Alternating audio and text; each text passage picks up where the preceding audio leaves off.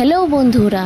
তো আজ হলো 2024 সালের 5ই আগস্ট, মানে শ্রাবণ মাসের তৃতীয় সোমবার।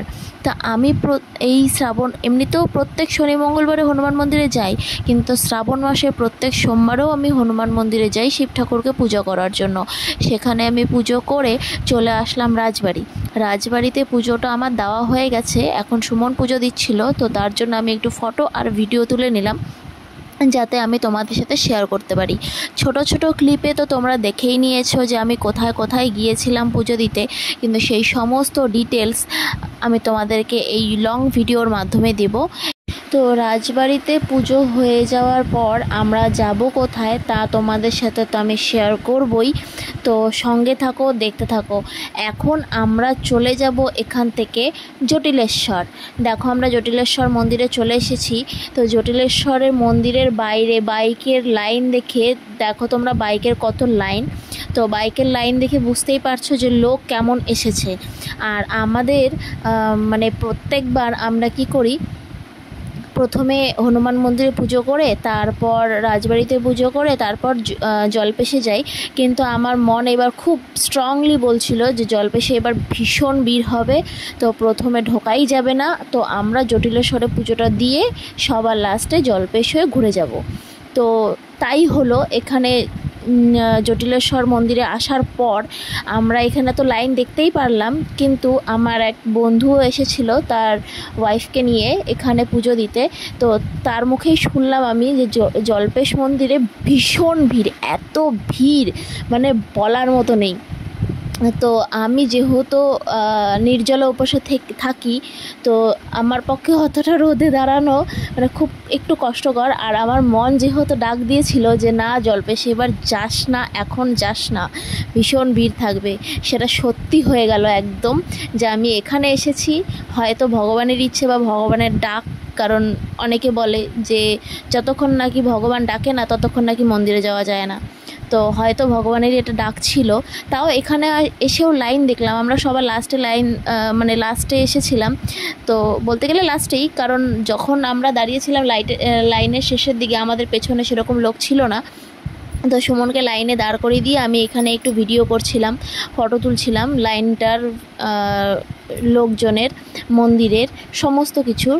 তো কি হলো, মানে হয়তো এবার তাড়াতাড়ি পুজো দেওয়ার ভাগ্যেই ছিল। মানে হয়েছিল কি, এখানে যে দুটো ব্যারিকেড করে দুপাশে লোকজন দাঁড়িয়ে আছে তোমরা দেখতেই পারছিলে, সেইখানটায় এক পাশে তো লাইন ছিল, কিন্তু আরেক পাশে নর্মালি লোক যারা আসছে পুজো দিতে তারা ডাইরেক্ট এসে ওখানে ঢুকে গিয়ে পুজো দিয়ে দিচ্ছে। তো আমি এটা অনেকক্ষণ ধরে ভিডিও করতে করতে আমার কি মনে হলো, ওখানে যারা দাঁড়িয়েছে আমি তাদেরকে জিজ্ঞেস করলাম এটা কি লাইন, তো তারা বললো না এটা লাইন নয়। তো তখন আমি বললাম যে তাহলে তো এই পাশের লোকগুলো এই পাশে আসতেই পারে, তখন তাদের কি হয়, একটা দুদিক থেকে ছাড়লে পরে তাড়াতাড়ি পুজোটা হয়ে যাবে, তো ভিড়টা কম হবে, লাইনটা বড় কম লাগবে। তো এই জিনিসটা বলতে বলতেই অনেকগুলো লোক দেখলাম ঢুকে গেল। তো আমিও মানে সুমন দাঁড়িয়েছিল সবার লাস্টে, ওকেও আমি ইশারা করে ডাক দিলাম যে এই পাশে চলে আয়, তো ও এই পাশে চলে আসলো। এই পাশে ঢুকে আমরা মানে যেহেতু দুটো, এখন এই দেখো দেখতেই পারছো যে আমি কোনটা বলার চেষ্টা করেছিলাম, ওই যে কমলা ড্রেস পরে যে দাঁড়িয়ে আছে এটা কিন্তু কোনো লাইন ছিল না, এমনিই দাঁড়িয়েছিল ওরা। তো এখানে আমরা এই পাশ দিয়ে আমরা চলে আসলাম, তো এসে দেখলাম তারপরে দুদিক থেকে যখন ছাড়ছে পুজোটা খুব তাড়াতাড়ি হয়ে গেল, কারণ অত লম্বা লাইন মানে কিছুজন করে ঢুকোতে অনেকটা দেরি হয়ে যেত পুজো দিতে, তো তার জন্য এই দুটো লাইন করাতে অনেকটা সুবিধা হলো। তো বলে না মনের ডাক কখনো ভুল হয় না, মনে ডাক দিয়েছিল সকালবেলা যে জল্পেশে যাস না, ভীষণ ভিড় হবে, জটিলেশ্বর মন্দিরে আগে যা। আর সেখানে এসেও সবার লাস্টের লাইনে দাঁড়ানোর পরেও অনেক তাড়াতাড়ি হয়ে গেল। আর এই দেখো এখানে কেউ হয়তো মানত করেছিল, তার জন্য গরু এখানে পুজো দিয়ে ছেড়ে দিয়েছে এই গরু দুটোকে। এই দেখো দেখতেই পারছো কত সুন্দর গরু দুটো, ছোট ছোট, তো খুব ভালো লাগলো। এই দেখো দেখতেই পারছো এদেরকে পুজো দেওয়া হয়ে গেছে, এদেরকে এখন ছেড়ে দিয়েছে, প্রণাম করানোর জন্য আবার টেনে নিল। তো এদেরকে ছেড়ে দিয়েছিল পরে মন্দিরে, হয়তো ওদের কোনো মানসা পূর্ণ হয়েছিল, তো ভালো কথা, মানুষের মনের ডাক বা মনের ইচ্ছে পূর্ণ হওয়া খুব ভালো জিনিস। আর এই যে দেখতে পারছো লাইনটা, দেখো কত লম্বা লাইন, দেখতে পারছো, এই দেখো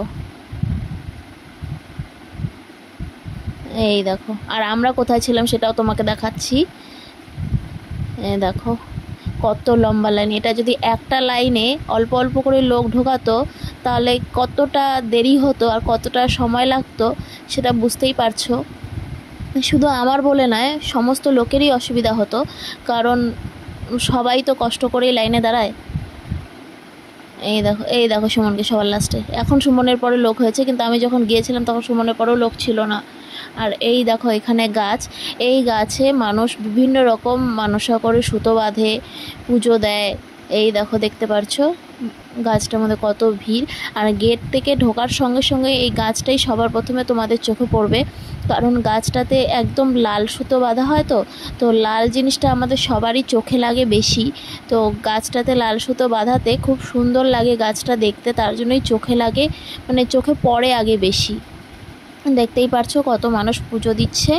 এই দেখো তোমরা একটা জিনিস লক্ষ্য করেছো, অধিকাংশ বাড়িতে যদি পুরুষদের পুজো করতে বলা হয় তখন তারা বলে আমাদের সময় নেই, আমরা পারবো না। বা কিছু কিছু পুরুষ পুজো করে, আমি সবার ক্ষেত্রে তা বলছি না, কিছু কিছু পুরুষ পুজো করে, কিন্তু বেশিরভাগ পুরুষই বলে আমরা পারবো না, আমাদের সময় নেই। কিন্তু যখন মন্দিরে পুজো করার সময় আসে বা বোলেবম যাওয়ার সময় আসে বা বিভিন্ন মন্দিরে যাওয়ার সময় আসে বা কোনো কেদারনাথ বা অন্যান্য জায়গায় পুজো করার সময় আসে, তখন কিন্তু পুরুষরা দৌড়ে দৌড়ে যায়। তো এই জায়গাটায় আমি একটা কথা বলি, ভগবান যেহেতু দেব দেবী সবাই আছে, তাহলে পুজো করার অধিকারটাও আমাদের পুরুষ নারী দুজনেরই আছে। মন্দিরে পুজো পুরুষ নারী দুজনেই করে, বাড়িতে পুজো করার সময় কি তোমাদের মাথা ব্যথা ধরে? যাই হোক, এটা আমার ফ্রেন্ড লিস্টে পুরুষরাই বেশি আছে, তো তারা খেপে যেও না, সবার ক্ষেত্রে বলিনি, যারা যারা করতে চায় না তাদের ক্ষেত্রে বলেছি। তো এই দেখো এখানে ভোগ রান্না হচ্ছে, আর আগের লটে যাদের ভোগ রান্না প্রসাদ পেয়ে গেছে তারা প্রসাদ খাচ্ছিল, আর আমি এখানে ঘুরে ঘুরে একটু ভিডিও বানাচ্ছিলাম। এই যে দেখতেই পারছো। তো এই দেখো এখন আমরা যাচ্ছি, এই যে দেখো ভেতরের দিকে। তো আমি এই জায়গাটা যখন লাইনটা ছিল তখনকার আমি লাইনটা তো তুলেই ছিলাম, ভিডিও করেই ছিলাম, তার সাথে সাথে নিজের সেলফি ক্যামেরায় নিয়ে আমি লাইনটাকে আবার একটু তুলে নিলাম। ভাবছিলাম এটা রিলে পোস্ট করব, কিন্তু এই ভিডিওর মাধ্যমে আমি যুক্ত করে দিলাম। তো এই দেখো যখন আমি বলেছিলাম না যে আমি পরে এই পাশে লাইনটাতে আমরা চলে এসেছিলাম, দুটো লাইন হয়ে গেছিলো, তারপর তখন ওই যে সুমনকেও ডেকে নিয়েছিলাম, আর আমরা এই যে এই পাশে লাইনটা দাঁড়িয়ে পড়েছিলাম। এই লাইনটা খুব তাড়াতাড়ি আগাচ্ছিল। তো এই যে এখন দেখে মনে হচ্ছে দাঁড়িয়ে আছে বা কোনো কিছু, কিন্তু না, মানে দুদিক থেকেই যেহেতু লোক ছাড়ছিল তার জন্য খুব তাড়াতাড়ি পুজোটা হয়ে যাচ্ছিল। আর এই যে দেখো সুমনের প্রসাদ নেওয়াও শেষ, খাওয়াও শেষ। আর আমি প্রসাদ নিয়েছি, কিন্তু আমি বাড়ির জন্য নিয়ে এসেছিলাম, কারণ আমি এই সোমবারে শ্রাবণ মাসে কোনো কিছুই খাই না। তো এই দেখো দেখতেই পারছো প্রসাদের ওখানে কত লোক। এখানে পাতা শেষ হয়ে গেছিলো, তার জন্য অনেকে অপেক্ষা করছিল। তো এই দেখো এটা হলো সিদ্ধেশ্বরী মন্দির জটিলেশ্বরে, এই যে দেখতে পারছো। তো বলেছিলাম আমরা বাড়ি যাওয়ার পথে আমরা জল্পেশ মন্দিরে ঢুকে যাব। তো এই দেখো আমি জল্পেশ মন্দিরে ঢুকে গেলাম, আর এখানে এত প্লাস্টিকের কৌটো, বেলপাতা সব দেখে বুঝতেই পারছো যে কেমন ভিড় ছিল, মানে বলার মতো নয়।